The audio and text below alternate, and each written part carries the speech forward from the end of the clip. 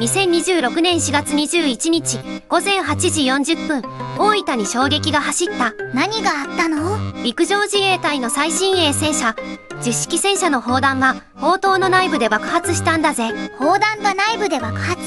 それって大惨事じゃないの。搭乗していた4人のうち3人が死亡、1人が重傷だ。3人も亡くなったの？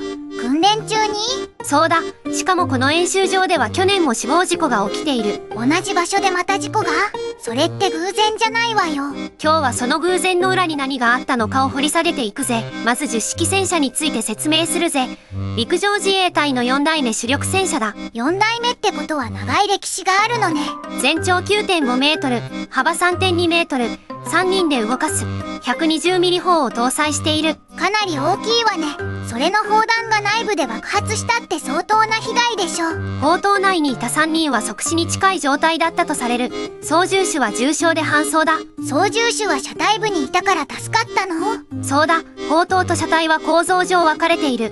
それが命運を分けた。事故現場の非重大演習場は西日本最大規模の演習場だぜ。西日本最大ってそれだけ大規模な訓練が行われてるのね。日米共同訓練も行われる重要拠点だ。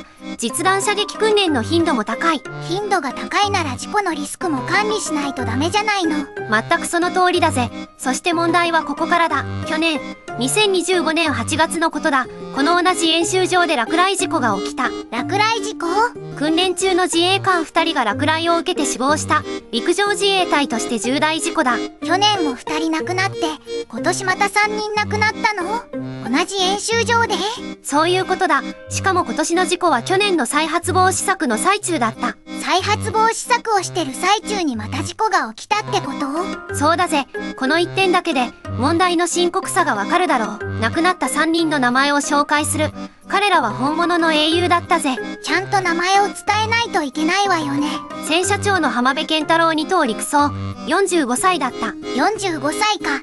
ベテランね。砲手の高山慎吾3等陸曹、31歳だ。31歳。まだ若いわ。安全係の金井光33等陸曹、30歳だったぜ。30歳。3人とも現役の自衛官だったのね。日本を守るために訓練に臨んで、その訓練で命を落とした。信じられないわ。守るべき体制が彼らを守れなかったということでしょう。そして重傷を負った操縦手は女性で、現在も回復中とされているぜ。女性の隊員も乗ってたのね。次に事故のメカニズムを解説するぜ。なぜ砲弾は砲塔内で爆発したのか。それって普通はあり得ることなの？通常、砲弾は砲口から飛び出すはずだ。内部爆発は極めて異常な事態だ。じゃあ何か問題があったってこと？専門家は異物が砲身内に入ると破裂する可能性があると指摘しているぜ。異物が入るってどういうこと？砲身の中に小石や金属片などが詰まった状態で発射すると破裂するんだ。なるほど。事前チェックが不十分だったのかしら。それとも部品の劣化の可能性もあるとされている。まだ原因は調査中だぜ。防衛大臣の小泉進次郎は事故当日に会見を開いた。何て言ったの？今回の事故は極めて重大であり、全容解明に全力を挙げると発言した。極めて重大か。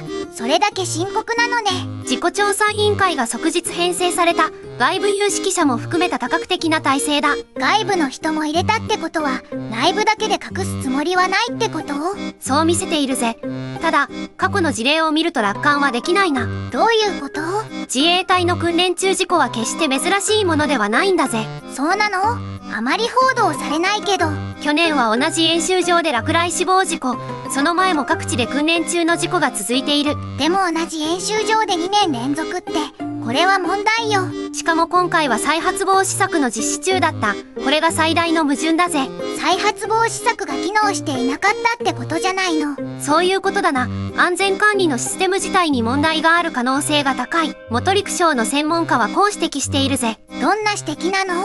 隊員たちは装備品を誰よりも大切に整備する人たちだと前置きしながら、と語った。つまり人的ミスではなく機械的問題の可能性が高いということだ。隊員たちは悪くないのに命を落としたのね。それが本当に辛い。そうだ。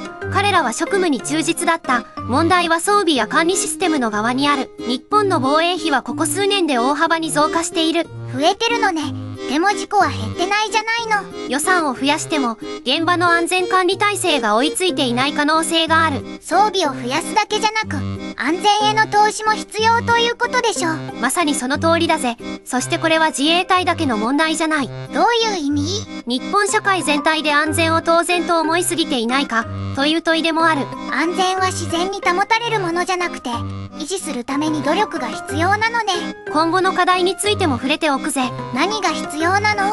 まず砲弾の射撃前点検プロセスの見直しだ。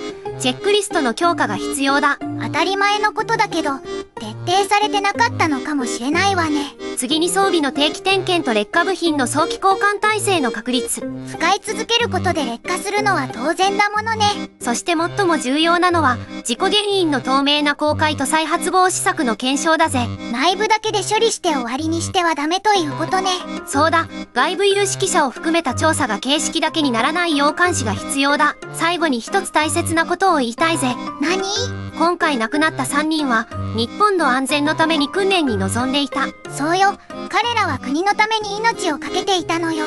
だからこそ、彼らの死がなかったことにされない社会が重要だぜ。再発防止で報いないといけないわよね。